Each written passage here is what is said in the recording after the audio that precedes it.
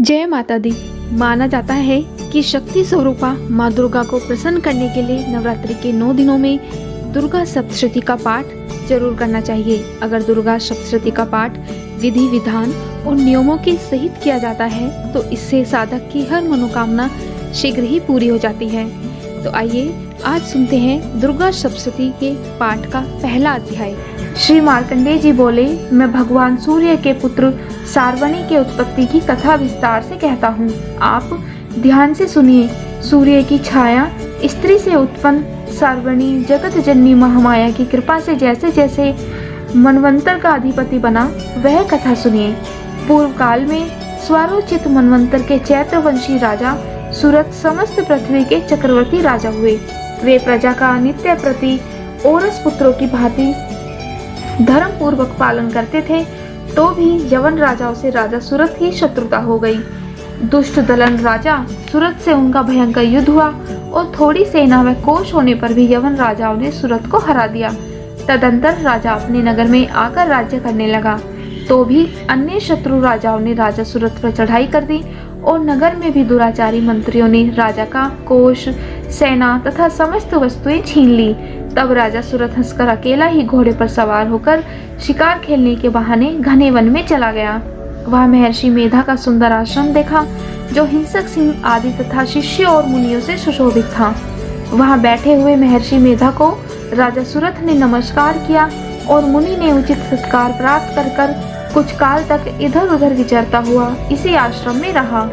कुछ समय के उपरांत फिर वह अपने राज्य तथा प्रजा के संबंध में चिंता करने लगा कि जिस राज्य को मेरे पूर्वजों ने भली भांति चलाया और प्रजा का पालन किया, वह आज मुझसे रहित हो गया है। ये दुष्ट भृत्यगण राज्य का संचालन धर्म नीति के अनुसार कर रहे होंगे या नहीं, और मेरा प्रधान हाथी भी शत्रुओं के यश में हो न जाने क्या क्या कष्ट भोगता होगा। और जो आज्ञाकारी अनुचर नित्य प्रति प्रसन्नता पूर्वक धन और भोजन प्राप्त करते थे, अब उन दुष्ट राजाओं के आश्रय में रहकर कष्ट पाते होंगे, और मंत्रीगण राजकोष को कुमार्ग में व्यर्थ ही अपव्यय करते होंगे। जो धन मेरे पूर्वजों ने बड़े परिश्रम से संग्रह किया नष्ट हो गया होगा। इस प्रकार वह राजा राज्य की सभी बातों की चिंता करने लगा।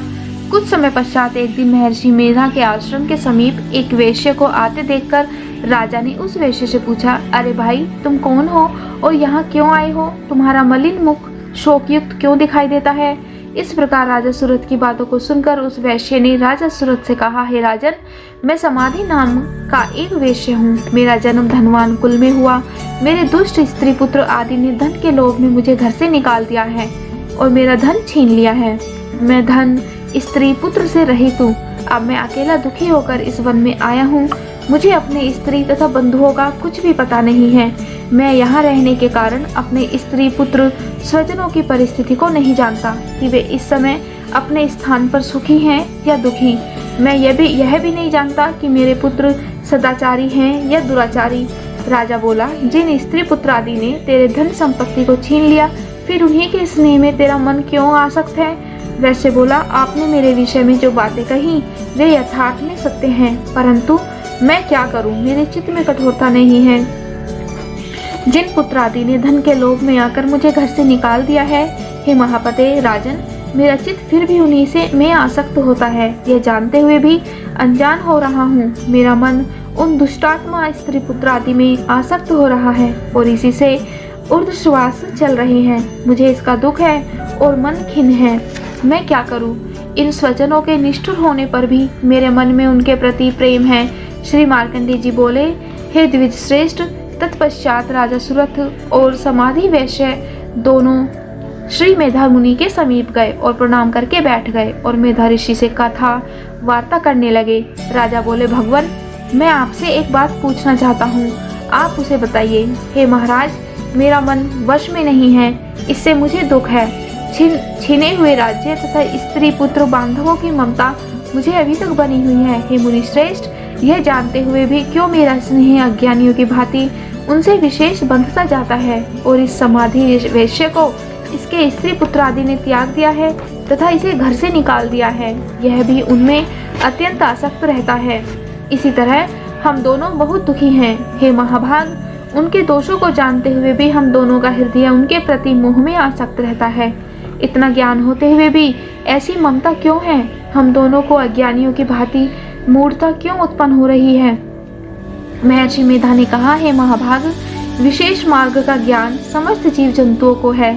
इसी प्रकार विषय भी उसके पृथक पृथक होते हैं। कोई प्राणी दिन में नहीं देखते, कोई रात्रि में नहीं देखते, और कोई जीव दिन रात्रि में समान दृष्टि से देखते हैं। सभी पुरुष ज्ञान युक्त है, यह सत्य है, इसमें संदेह नहीं। केवल इनमें ही नहीं, सभी पशु पक्षी मृग आदि में भी मनुष्य की भांति ज्ञान होता है। वह स्थूल ज्ञान है। जैसे मनुष्य में आहार आदि की इच्छा उत्पन्न होती है, वैसे ही पशु पक्षी आदि में भी आहार, विहार, निद्रा तथा मैथुन की इच्छा उत्पन्न होती है। ज्ञान होने पर भी पक्षियों को तो देखो, ये स्वयं भूखे होने पर भी मोहवश अपने बच्चों की चोंच में स्नेह से दाना डालकर प्रसन्न होते हैं। मनुष्य भी अपने पुत्र पोत्रों के साथ इसी प्रकार व्यवहार करते हैं, किंतु वह पालन पोषण का बदला लेने की इच्छा से कि जब हमारी वृद्धावस्था आएगी तब हमारा पालन वे करेंगे। हे नरश्रेष्ठ, क्या हम नहीं देखते, पुत्र आदि उनका भरण पोषण ना भी करें तो भी माता पिता तो करते ही हैं, क्योंकि विश्व की स्थिति को रखने वाली महामाया के प्रभाव से मोह के गड्ढे में डाल दिए गए हैं। इसमें कोई आश्चर्य की बात नहीं है, क्योंकि यह भगवान विष्णु की योग निद्रा है, जिससे संसार मोहित हो जाता है। यही भगवान की महामाया है। यह भगवती देवी बड़े बड़े ज्ञानियों के चित्त को बलपूर्वक खींचकर मोह में डाल देती है। इस देवी ने ही चराचर विश्व को उत्पन्न किया है, और यही देवी प्रसन्न होकर भक्तों को वरदान देती है, जिससे मुक्ति की प्राप्ति होती है। यही मुक्ति की परम हेतु और सनातनी ब्रह्म ज्ञान स्वरूप विद्या है। यह भगवती ही सांसारिक बंधनों की हेतु तथा सर्वेश्वरी है। राजा बोले, हे भगवान, आप जिसे महामाया कहते हैं वह कौन सी देवी है? द्विज, वह देवी कैसे उत्पन्न हुई और उनका क्या कार्य है? उनके स्वभाव, स्वरूप, उत्पत्ति आदि के विषय में मैं जानना चाहता हूँ, सो आप सभी वृतांत मुझे सुनाइए। ऋषि ने कहा, वह जगन मूर्ति नित्य है और सब चराचर में व्याप्त है, तथापि उनकी उत्पत्ति अनेक भांति से है। उस कथा को तुम मुझसे सुनो। यह भगवती देवताओं के कार्य सिद्धि के लिए उत्पन्न होती है और अजन्म होकर भी उत्पन्ना कहलाती है। भगवान विष्णु संपूर्ण विश्व को त्याग अंत में जल ही जल करके योग निद्रा में शेष शैया पर शयन कर रहे हैं। उस समय विख्यात मधु और कैटभ नाम के दो घोर असुर भगवान विष्णु के कान के मैल से पैदा हो ब्रह्मा जी को मारने को तैयार हुए। ब्रह्मा जी वही विष्णु भगवान के नाभि कमल में स्थित थे। उन दोनों भयंकर असुरों को मारने हेतु आते देखकर और भगवान विष्णु को सोता हुआ देखकर ब्रह्मा जी योग निद्रा के प्रसन्नार्थ एकाग्र मन से स्तुति करने लगे, ताकि भगवान विष्णु के नेत्रों से भगवती योग माया अपना प्रभाव हटा ले और भगवान जाग पड़े। यह योग माया विश्वेश्वरी जगन्माता, स्थिति संहार करने वाली भगवान विष्णु की अतुल तेज वाली निद्रा स्वरूपा अनुपम शक्ति है।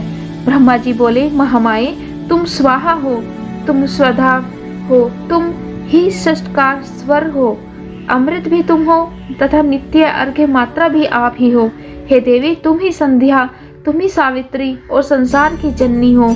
और हे मालेश्वरी, हे मातेश्वरी, आपने ही सारे संसार को धारण कर रखा है तथा इस विश्व को रचने वाली आप ही हो तथा विश्व का पालन और संहार करने वाली आप ही हो। रचना काल में सृष्टि रूप तथा पालन काल में स्थिति स्वरूपा आप ही हो। हे जगन्मन्ये, इस विश्व के संहार काल में आप संहार स्वरूपा हो। आप महाविद्या, महामाया, महामेधा, महास्मृति और महामोहा, महादेवी, महासुरी हो। हे मातेश्वरी, आप ही समस्त चराचर के तीनों गुणों को उत्पन्न करने वाली प्रकृति हो। आप ही काल रात्रि, महारात्रि तथा दारुण मोहरात्रि हो। आप श्री ईश्वरी और बुद्धि की बोध स्वरूपा हो। लज्जा, पुष्टि, तुष्टि, शांति, क्षमा आप ही हो। और हे मातेश्वरी, आप खड़ग, शूल, घोर, गदा, चक्र, शंख, धनुष, बाण, भुशुंगी, परिघ आदि शस्त्रों को धारण करने वाली हो। हे देवी, आप ही सौम्य सौम्यतर हो तथा संसार में आप ही अति सुंदर हो। पर तथा अपरों में श्रेष्ठ तुम ही परमेश्वरी हो। अखिलात्म के सत और असत जो कुछ जहाँ है उन सब की शक्ति आप ही हो। मैं आपकी कैसे प्रार्थना करूं, जो इस विश्व के रचना, पालन और संहार करता है। उन भगवान विष्णु को आपने अपनी निद्रा के वश कर लिया है। फिर भला बताइए, और कौन आपकी प्रार्थना करने में समर्थ है, जबकि आपने भगवान विष्णु, ईशान, शंकर तथा मुझको यह शरीर ग्रहण कराया है। अतः कौन मनुष्य या देवता आपकी स्तुति करने में समर्थ है। आप तो अपने प्रभाव से स्वयं प्रशंसित हो। मधु और कैटव नाम के इन महान दुष्टों को अब आप मोह लीजिए और जगदीश्वर भगवान विष्णु को जगाइए। इन दोनों महान असुरों का संहार करने के लिए भगवान को बुद्धि दीजिए। ऋषि बोले, इस प्रकार जब ब्रह्मा जी ने मधु और कैटव असुरों के संहार के लिए तथा भगवान विष्णु को जगाने के लिए तामसी देवी की प्रार्थना की, तो उसी समय भगवान विष्णु के नयन, मुख, नासिका, भुजा, हृदय और वक्ष स्थल से निकलकर अव्यक्त अजन्मा योग माया ब्रह्मा जी के सम्मुख उपस्थित हो गई और योग निद्रा से मुक्त होने पर भगवान जनार्दन जाग पड़े। तदंतर भगवान विष्णु ने उन महामाई वीर्यवान मधु और कैटभ असुरों को देखा तो रक्त वर्ण नेत्र किए ब्रह्मा जी को खा जाने हेतु उद्योग कर रहे थे। तब भगवान विष्णु ने शेष शैया से उठकर उन असुरों से 5000 वर्ष तक बाहु युद्ध किया। अति बलशाली और उन्मत्त दोनों असुरों को महामाया ने मोहित कर रखा था। अतः दुष्टों ने भगवान से कहा कि हम तुम्हारी वीरता से संतुष्ट हैं, तुम हमसे वरदान मांगो। तब भगवान ने कहा कि यदि तुम मुझ पर प्रसन्न हो तो मेरे हाथ से तुम्हारी मृत्यु हो, मैं तो केवल यही वर चाहता हूँ। ऋषि ने कहा, इस भांति जब भगवान विष्णु ने उनसे यह वरदान ले लिया तो वे भगवान से कहने लगे कि हमें सर्वत्र जल ही जल दिखाई देता है, इसलिए हे भगवान हमारा वध उस स्थान पर कीजिए जहाँ पृथ्वी पर जल न हो। ऋषि मेधा ने कहा, तब शंख, चक्र, गदा धारण किए भगवान विष्णु ने उनसे तथास्तु कहकर दोनों के सिर अपनी जांघों पर रखकर चक्र से काट दिए। इस प्रकार यह माँ माया देवी श्री ब्रह्मा की स्तुति करने पर स्वयं प्रकट हुई थी। हे राजन, मैं अब उनके प्रभाव का वर्णन करता हूँ, तुम ध्यान से सुनो। श्री मार्कंडेय पुराण में श्रावणिक मदंत के कथा के अंतर्गत देवी महात्म्य का पहला अध्याय समाप्त होता है। जय माँ दुर्गा, जय माँ शैलपुत्री।